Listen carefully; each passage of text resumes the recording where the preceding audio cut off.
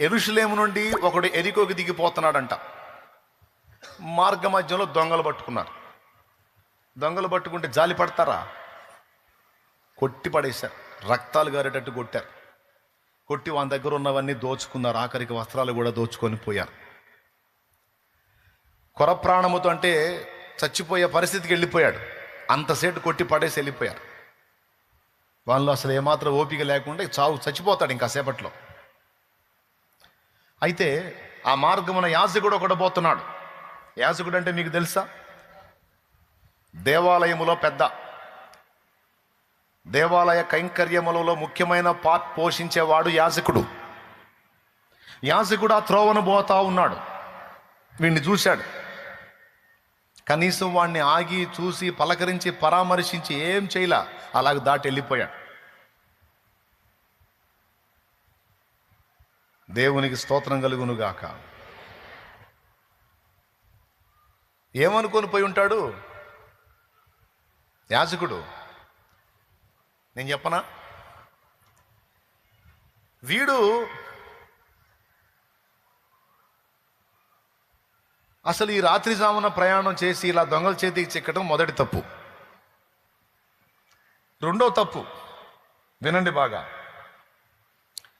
రెండో తప్పు ఏంటంటే, మొత్తానికి వీడి జీవితంలో ఏదో దోషాలు ఉన్నాయి. వీడు మంచోడు కాదు. వీడు మంచోడు అయితే దేవుడు వీడిని దొంగల చేతిలో పడనిచ్చేవాడు కాదు. వీడు మంచోడు కాదు కాబట్టి వీడు టైంలో ప్రయాణం చేశాడు, మొదటిది. వీడు మంచోడు కాదు కాబట్టి వీడు దొంగలకు చిక్కేటట్టు దేవుడు చేశాడు, 2. వీడు మంచోడు కాదు కాబట్టి వాళ్ళు పచ్చడయ్యేటట్టు కొట్టారు, 3. వీడు మంచోడు కాదు కాబట్టి కనీసం పలకరించే దిక్కు లేకుండా అలా పడున్నాడు, 4. మంచోడు గానోడుతో నాకెందుకు అని పోయాడు. ఎవరయ్యా పోయింది? దేవునికి స్తోత్రం. స్తోత్రం చెప్పాను, పెద్దగా చెప్పండి, ఓకేనా? మీరు ఆలోచించండి. ఈ టైపు సైకాలజీ మనకు కూడా ఉంటుంది. ఎవరన్నా తేడా పడితే ఖచ్చితంగా ముందు వాడే డైలాగ్ ఏంటో తెలుసా? ఎంత తేడా అయితే ఎట్ట జరిగిందో. మంచోళ్ళని దేవుడు ఎందుకు అట్ట చేస్తాడు? తేడాలకే ఇట్లా జరిగిద్ది.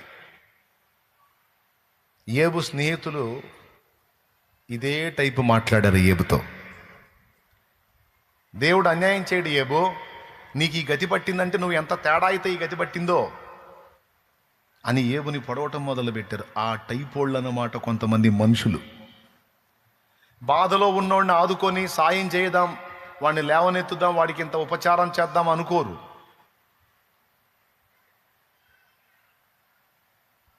ఏమండి, హెల్ప్ చేసే దగ్గర మంచి ఏంటి చెడ్డ ఏంటి, వాడు బాధితుడా కాదన్నది ముఖ్యం. కానీ వాడు పెద్ద మనిషా, వాడు చెడిపోయినవాడా మంచోడు అంటే అరే సస్తనాడు వాడు మంచోడా చెడ్డోడనే తీర్పులు తర్వాత తీరుద్దాం, ముందు వాడి ప్రాణం నిలబడేటట్టు అంత సాయం చేద్దాం అనుకోరు కొంతమంది. నీ బోటు వాళ్ళు పోయి అయ్యయ్యో పాపం అని సాయం చేయబోతే, ఇదిగో ఇట్రా, ఏంది పరిగెత్తుతున్నావు, ఏంది ఆ మనిషికి చేద్దామనే, మామూలు మనిషి కాదా, ఆ మనిషి నీకు తెలియదు, దా లోపల రా, ముందురా. ఆ మనిషి కర్మ అంతే గాలాల, ఆ మనిషి కర్మ అంతే గాలాల. ఆ మనిషి మామూలు మనిషి కాదు.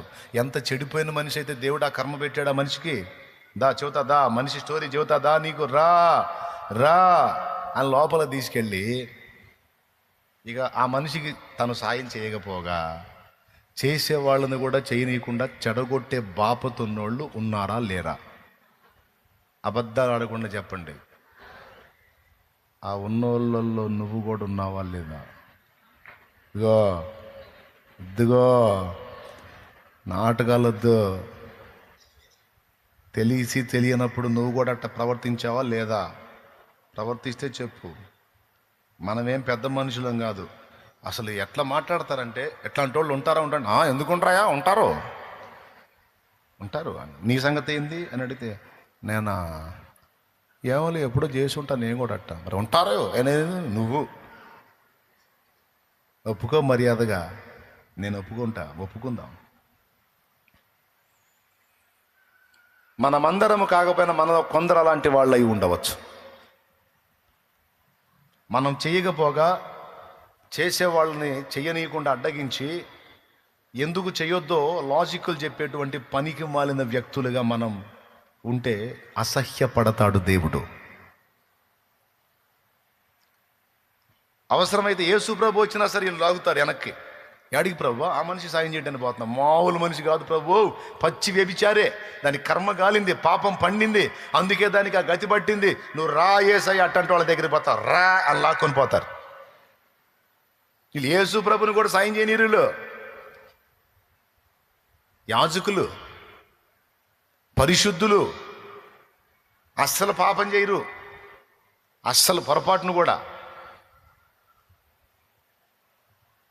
ఇలాంటి బుద్ధి కలిగి నువ్వు వచ్చి చర్చిలో హల్లెలూయా స్తుతి మహిమ అంటే లేదు. యేసుప్రభు ఎట చూస్తాడు తెలుసా? అస్సలు ఏం కదిలాడు ఆయన, తొణకడు కూడా తొణకడు. నువ్వు ఆరాధిస్తుంటే పరవశించడం కానీ ఆనందపడటం కానీ అట్లా అట్లా ఏం ఉండదు ఆయనకి. నువ్వేం పరవశించి హల్లెలూయా హల్లెలూయా గ్లోరీ గ్లోరీ అంటుంటావు, ఆయనే ఏంటి నీ గోల, నా ఎక్కట్లేదు దేపో పనికి మాలిందని అంటాడు. ప్రభువా నోరు మొయ్ పనికి మాలిందానా, నోరు మొయ్ పనికి మాలినాడా. ప్రభువా భక్తుని ప్రభువా, నీ భక్తుని ప్రభువా, నీ భక్తురాలిని ప్రభువా, నువ్వంటే ప్రేమ ప్రభువా. ప్రేమ ప్రేమ నేనంటే పళ్ళు రాలు కొడతా మాట అన్నావంటే, నేనంటే ప్రేమ ఉంటే నాకు ఇష్టమైన పనులు చేయడానికి ఇష్టపడతావు నువ్వు. నాకు ఇష్టమైన పనులు చేయడానికి ఇష్టపడతావు నువ్వు. నేనంటే ప్రేమ, బిల్డప్ ఇస్తున్నావు ప్రేమ అని. నాటకాలు ఆపంటాడు, వేషధారి అంటాడు. చెప్తున్నా, నాకు ఎవరైనా సరే సాయం చేద్దాము అంటే బోడీ లాజిక్లు చెప్పారంటే తన్నాలనిపించింది నాకు. ఇంటోళ్ళైనా బయటోళ్ళైనా చేద్దాం అన్నప్పుడు ఓకే అంటమే. నాకు అట్టంటోడు పక్కన ఉంటే ఇష్టం. సాయం చేద్దాం అంటే బోర్డు లాజిక్లు చెప్తే మాత్రం చిరాకు కొట్టిద్ది నాకు. అలాగని తెలివి తక్కువ సాయాలు కూడా ఉండొద్దు, అది కూడా చెప్తున్నాను నేను. ఇప్పుడు కొంతమంది మందు బాబులు ఉన్నారు, మందు కూతొచ్చిద్దు వాడికి, ఖచ్చితంగా ఒక అద్భుతమైన అందమైన అబద్ధం అల్లుకొని వస్తాడు నా దగ్గరికి, నన్ను బకరాన్ చేయటానికి. అట్లాంటి వాడి దగ్గర మోసపోవద్దు, తెలివిగా ఉండాలి. కానీ కొన్నిసార్లు జెన్యూన్గా, తేడాలే కావచ్చు, చెడిపోయిన వాళ్ళే కావచ్చు, కానీ కొన్నిసార్లు జెన్యూన్గా వాళ్ళు బాధపడుతుంటారు, శ్రమలో ఉంటారు, ఇబ్బందిలో ఉంటారు. నా ప్రభు చెప్తుంది ఏంటంటే, శ్రమలో ఉన్నప్పుడు, నిజముగా బాధలో ఉన్నప్పుడు, నిజముగా శ్రమను అనుభవిస్తున్నప్పుడు, ఇబ్బంది కొలిమిలో ఉన్నప్పుడు వాళ్ళ యోగ్యత అయోగ్యతలు పట్టించుకోకుండా నువ్వు చేయదగ్గ సాయం వాళ్ళకి చెయ్యి, అప్పుడు నా కుమారుడివి, నా కుమార్తె అన్నాడు. నీ శత్రువైనా సరే, నీ పగవాడైనా సరే, వాడు ఇబ్బంది కొలిమిలో ఉంటే నువ్వు చేయదగ్గ సాయం చేయి, నువ్వు చేయదగ్గ హెల్ప్ చేయి. దేవునికి స్తోత్రం కలుగునుగా. దాన్ని నా యేసయ్య ఇష్టపడతాడు. ఇక్కడేమో యాజకుడు హడావుడిగా వెళ్తున్నాడు దేవాలయానికి. దారిలో ఒకడు కొర ప్రాణాలతో పడి ఉండి కొట్టుమిట్టాడుతున్నాడు. ఫ్యాన్లు ఎందుకు ఆగిపోయినాయి బాబు? చూసుకోండి.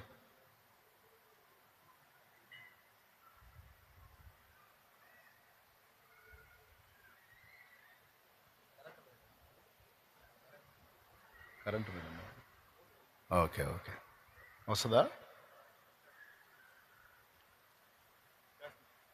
చూసుకోమని. గాలి రాకపోతే ఇబ్బంది పడతారు, అందుకని. ఇక నా ప్రసంగం అంతా పోయిద్ది. లైన్లో ఉన్నారా మీరు? ఏం చెప్పాను? బాధలో ఉన్నప్పుడు, శ్రమలో ఉన్నప్పుడు వాళ్ళ యోగ్యత అయోగ్యతని ఎంచొద్దు. నిజంగా వాళ్ళు బాధలో ఉంటే చేయదగ్గ సాయం తప్పకుండా చేయాలి. కానీ యాజకుడు ఏమనుకుంటా పోయి ఉండొచ్చు, ఆ త్రోవనే పోయాడు, వాడిని చూసి పట్టించుకోవాలా. ఖచ్చితంగా ఏమనుకొని ఉంటాడు, వాడి కర్మ అట్లా గాలింది, నాకెందుకు, అమ్మో నేను దైవభక్తి చేయాలి. ఎవరికి కావాలరా నీ భక్తి? పోయి ఏం చేస్తావు నువ్వు? భజన చేస్తావాడా? మరి వీడి సంగతి ఏందిరా? అబ్బెబ్బే అవన్నీ పట్టించుకోకూడదు. మనం దేవుడు మనం మీకు ఒకటి తెలుసా, అక్కడ 2 సంగతులు దేవుడు సూచిస్తున్నాడు. నంబర్ 1, దేవుడు అక్కడ మౌనంగా మాట్లాడుతున్నాడు. ఏమనో తెలుసా, నా సంగతి తర్వాత ముందు వాడు చావు బతుకుల్లో ఉన్నాడు, వాడికి చూపే ప్రేమ చూపురా అని మాట్లాడుతున్నాడు దేవుడు మాట్లాడతాడండి. కొన్ని పరిస్థితులు చూపించి, కొంతమంది వ్యక్తులను చూపించి నీ కళ్ళ ముందుకు తీసుకొచ్చి మాట్లాడతాడు దేవుడు. నీవు చేయదగ్గ సాయం చేయమని నా తండ్రి మాట్లాడతాడు. ఎంతమందికి ఆ చెవి ఉంది? ఇప్పుడు నేను దేవుని మందిరానికి వెళ్తున్నప్పుడు నాకు ఇలాంటి పరిస్థితుల్లో ఈ బిడ్డ కనపడ్డాడు. నేనేం చేయాలని నాకు చూపించాడు దేవుడు. నేను చేయదగ్గ సాయం చేయాలి. నువ్వు ఆ బిడ్డను ఆదుకొని ఆ ప్రాణాన్ని నిలబెట్టి ఆ చేయదగ్గ సాయం చేసి నువ్వు వెళ్ళు. నా దేవుడు ఆరాధనలో ఉన్న వాళ్ళందరికంటే నిన్ను మెచ్చుకుంటాడు. ముష్టేసినట్టు మీరు చప్పట్లు కొడుతుంటే కొడు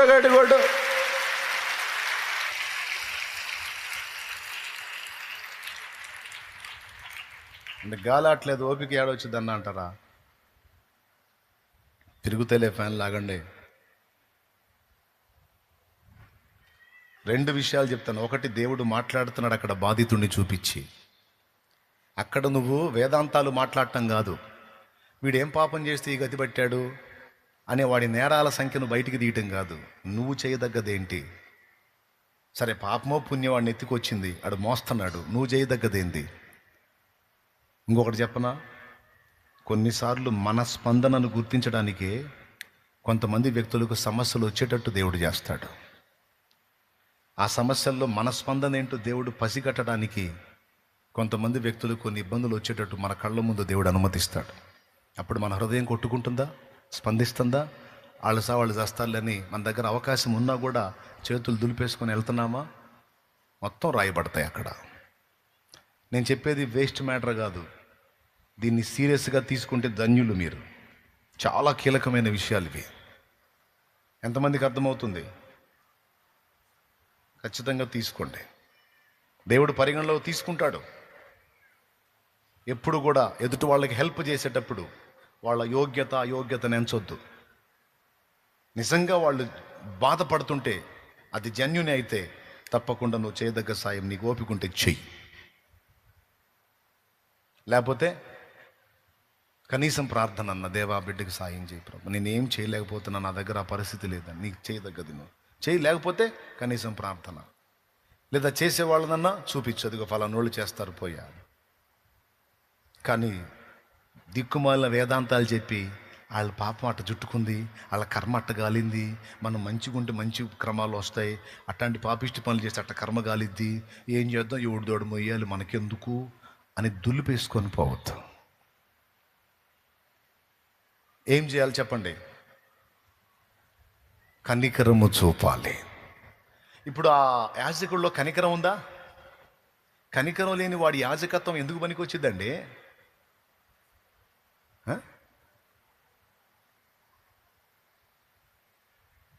మన ప్రధాన యాజకుడు కనికర సంపన్నుడు.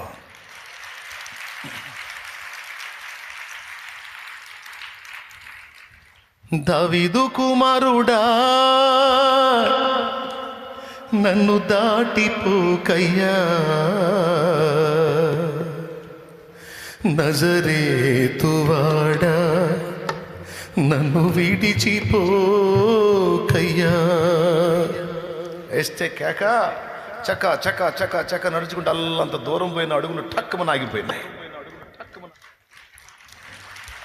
నీవు తప్ప నాకి లోకంలో ఎవరున్నారయ్యా, నీకు తప్ప నాలో ఎవరికి చోటే లేదయ్యా, నీవు తప్ప నాకి లోకంలో ఎవరున్నారయ్యా, నీకు తప్ప నాలో ఎవరికి చోటే లేదయ్యా.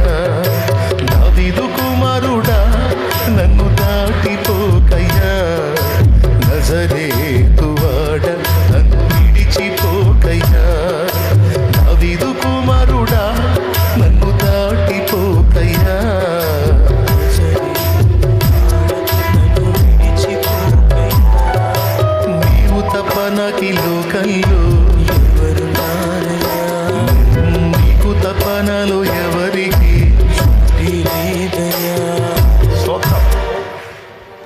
ఏమండి? కళ్ళు లేనోడు